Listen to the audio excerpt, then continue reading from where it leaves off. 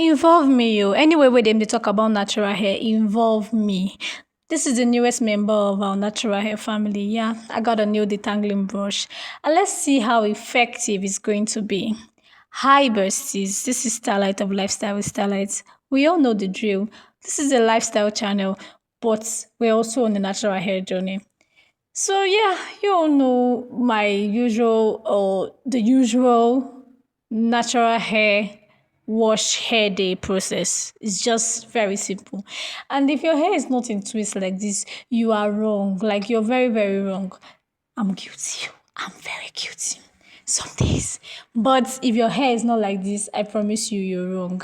How can you do what you want to do today with ease if your hair is not in sections? If your hair is not in sections, you're a Joneser, you're Jonesing.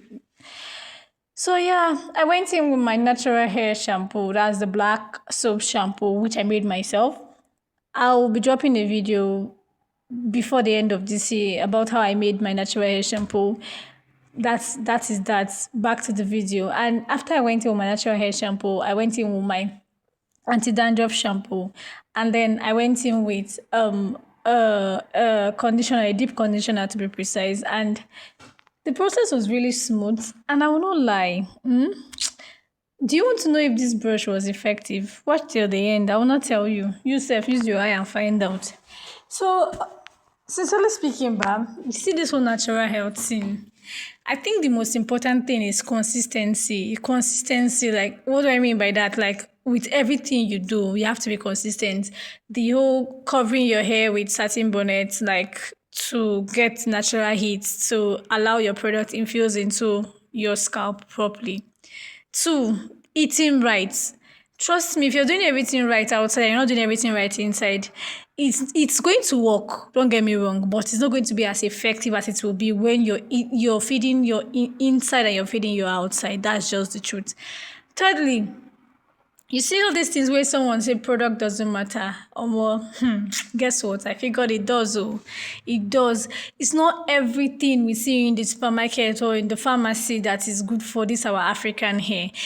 And we have everything we need around us, our vicinity, that is very, very good for our African hair. The only thing is that, see, we Africans, especially Nigerians, we are so enthusiastic about foreign products. We are always hyped about foreign products. So that's why you see people often always advertise or prioritize getting foreign products than wanting to use Nigerian made products.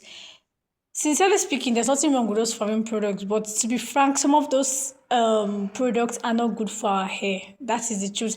And me, I'm an African. I don't have time to stand in the supermarket and be reading the content of each product before I purchase. I don't have that kind of patience. Just imagine you're just going home from work or going into the market before going to work to pick up some few items you need, and then you will not stand there and be reading the content of the product. No, except maybe okay, you someone have already like okay tried it out and helped you to get that information. You're like, okay, this person has said this worked for me. Let me go and try it out. You want to use your hair and experiment. Good and fine. But on the safer side, if you're trying to transition into natural hair or you're already on a natural hair journey, it's always wise to start with our African products, our kernel oil, our coconut oil, our shea butter, black soap. Yes, black soap. If you even look at, I don't know, I'll list out some Black Americans I know that are actually doing natural hair journey, they're on their Afro hair journey too. And I'll list out some white people I also know who have stumbled upon their social media pages, platform, and they're using black soap to wash their hair. So what's stopping you as an African that have it in your Ekoro? You want to go and buy detoxifying shampoo, this one shampoo, that one shampoo that they make with their own ingredients and chemicals. Meanwhile, they are purchasing our black soap from Africa, mixing it with coconut oil and castor oil, other oils, and then making it into bar soap. So they're not even using it as liquid. They're making it into bar soap, but they're using the bar soap to wash their hair. They're calling it shampoo. So why would you, as an African in Africa that have access to such rich ingredients, be running after their products?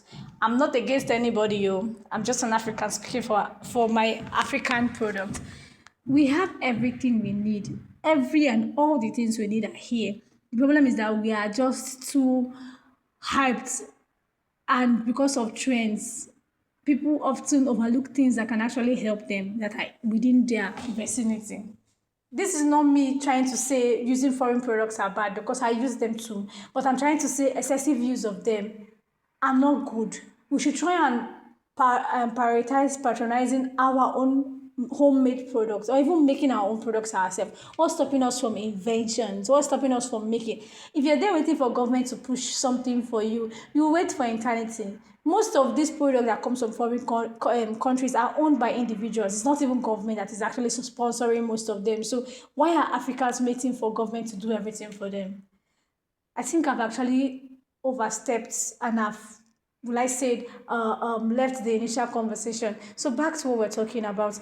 This is a lifestyle channel, so please don't get it twisted. I know I post more of hair content, but don't get it twisted. I'll try my best to bring more about my lifestyle to the surface of social media. It's a bit difficult for me, trust me. When you look at content creators and then you see their content and you admire them and they're consistent, you love what they post everything and every other thing. I don't think anybody posts everything that happens in their life. It's not possible. You admire them. Trust me, it's not easy. For a person that has been, I will not say I'm in my shell. I like my comfort zone. It's not a secret. I like my comfort zone. Anybody I know me knows that I like my comfort zone. So I'm finding it quite difficult to put out certain aspects of my life there. So I think that's the problem. But this is a lifestyle channel, so don't get it twisted. I'll figure it out, and when I break or crack the nuts behind all of these, I'll bring to social media much more than just my hair growth journey. For now, please enjoy my content. Shalom. Please don't forget to like and subscribe. Oh.